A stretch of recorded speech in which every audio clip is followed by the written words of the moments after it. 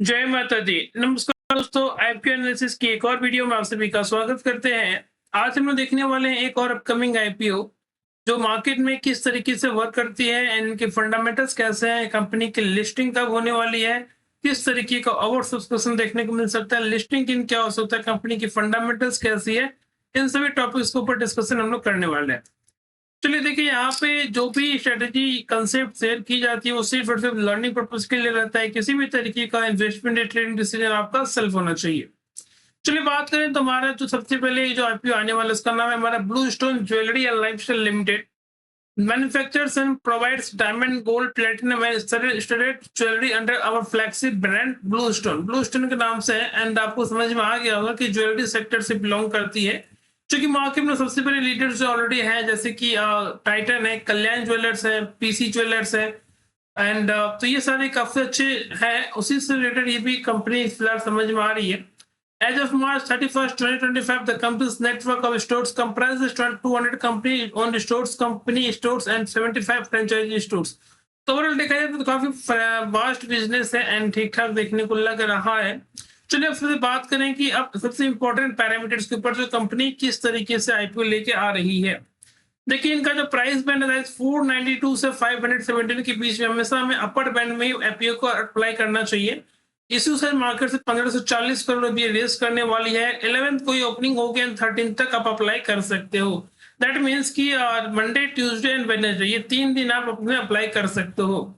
Face value अब जो है इनका 1 रुपीज पर शेयर, मतलब ऑलरेडी ये जो है स्प्लिट होके आ रही है, जो कि पर्सनली हम लोग इसको बेटर नहीं मानते हैं कि फेस वैल्यू एटलीस्ट आपका 5 रुपीज 2 रुपीज कुछ तो होना चाहिए, जिससे कि इन फ्यूचर अगर स्टॉक को स्प्लिट करना हो, कंपनी मार्केट में लिक्विडिटी रेज करनी हो, तो वहां पे एक बार के लिए ऑप्शन आपके पास अवेलेबल रहती है। बट इनने तो पहले ही ऑलरेडी स्प्लिट कर रखा है। एक लॉट पर अप्लाई करोगे तो इसमें आपको 29 शेयर्स देखने को मिलेंगे।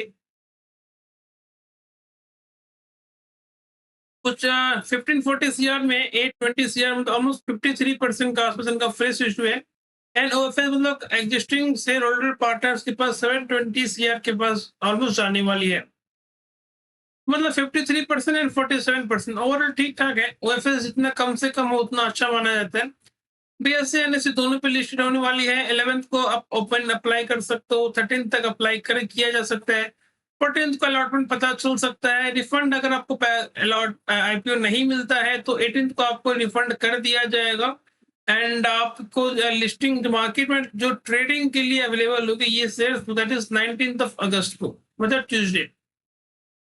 एंड कट ऑफ टाइम की बात कर लें तो 13 अगस्त को शाम के 5 बजे तक आप अपने UPI app, that is phone पे, गूगल पे, जीपे, जिसके थ्रू भी है आप अप्लाई कर सकते हो। एक लॉट अप्लाई करोगे तो आपको 14,993 रुपीज लगेंगे। रिटेल मैक्सिमम 13 लॉट अप्लाई कर सकते हैं। एचएनआई के लिए अलग अलग कैटेगरी यहाँ पे डिफाइंड है। चलिए सबसे इंपॉर्टेंट बात अब बात करें कि कंपनी की फंडामेंटल्स कैसी है। देखिए एसेट्स क्वालिटी जो है कंपनी की 2023 में 1255 सीआर, 2024 में 224 सीआर एंड फिर 35 से, मतलब एसेट्स क्वालिटी तो कंपनी की इंक्रीज होती हुई दिख रही है। एबिटा की मार्जिन की बात कर लें तो एबिटा यहाँ पे थोड़ा सा एक नेगेटिव था, फिर यहाँ पे लोगों ने पॉजिटिव करा, फिर रिसेंट में पॉजिटिव था। प्रॉफिट आफ्टर टैक्स ये बहुत ही नेगेटिव देखने को लग रहा है, क्योंकि कंपनी लॉसेस यहाँ पे दिखा रही है। मतलब कंपनी का सेल्स में बहुत बड़ा हिट है।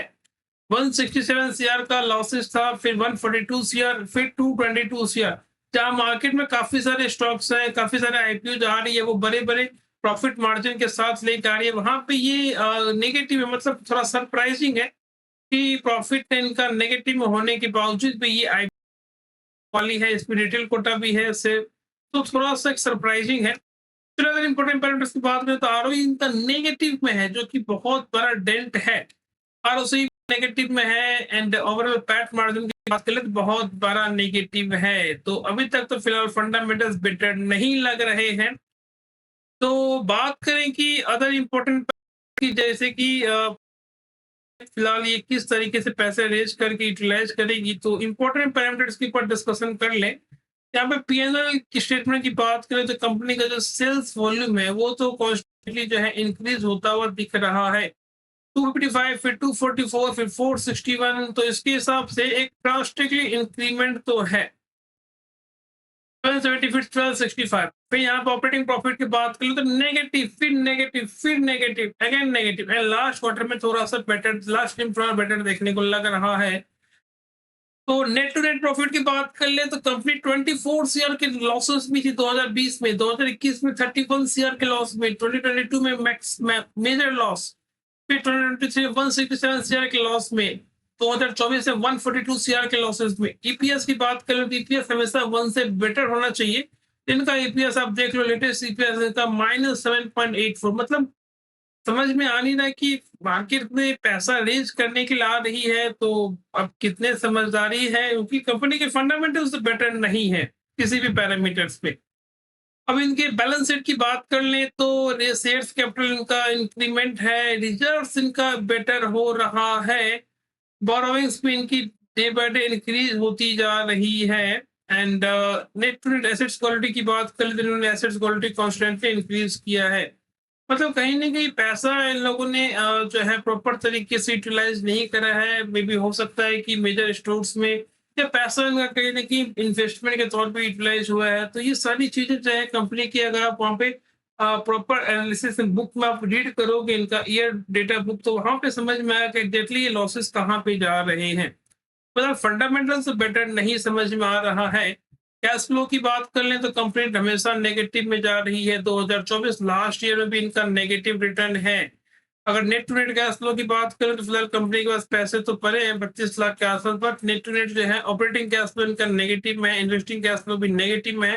तो फिलहाल हर पैरामीटर्स पे फिलहाल फंडामेंटल्स बेटर नहीं लग रहे हैं। अब पैसा क्यों रेज कर लिया? तो अपने वर्किंग कैपिटल रिक्वायरमेंट को फुलफिल करने के लिए, जनरल कॉर्पोरेट पर्पस के लिए।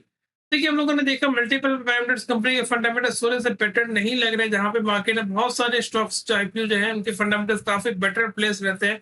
उनके सामने फिलहाल लग रहा है कि ये ओवर सब्सक्रिप्शन इसके 2 से 3 टाइम देखने को मिल सकता है, बहुत ज्यादा एक्सपेक्टेड नहीं है। एंड लिस्टिंग गेन की बात कर लें तो मे बी हो सकता है कि ये फ्लैट टू नेगेटिव या मैक्सिमम 2 से 5% के अपसाइड में ही रहेगा, उसी ब्रैकेट पे रहने की पॉसिबिलिटी है। बहुत ज़्यादा गेन एक्सपेक्ट नहीं कर रहा हूँ कि कंपनी के फंडामेंटल्स उतने बेटर देखने को नहीं लग रहे हैं। अप्लाई की बात कर लें तो पर्सनली हम अवॉइड करेंगे, आप अपने अकॉर्डिंग प्लान कर सकते हो। एंड अगर थोड़ा-सा रिस्की बेट आप ट्राई कर सकते हो तो 2 से 5% से मैक्सिमम, उससे ज़्यादा उम्मीद नहीं है। तो फ्रेंड, ये तो कुछ इंपॉर्टेंट पैरामीटर्स जो आपके लिए काफ़ी ज़्यादा हेल्पफुल हो सकते हैं। आज के लिए इतना ही। आई होप आपको वीडियो पसंद आई होगी। वीडियो पसंद आई है तो अपने फ्रेंड में कलीग के साथ डेफिनिटली शेयर करें। और इस तरह की वीडियो रेगुलर पाने के लिए आप हमारे चैनल को सब्सक्राइब कर सकते हैं। कल फिर मिलेंगे एक और इंटरेस्टिंग वीडियो के साथ। तब तक के लिए जय हिंद।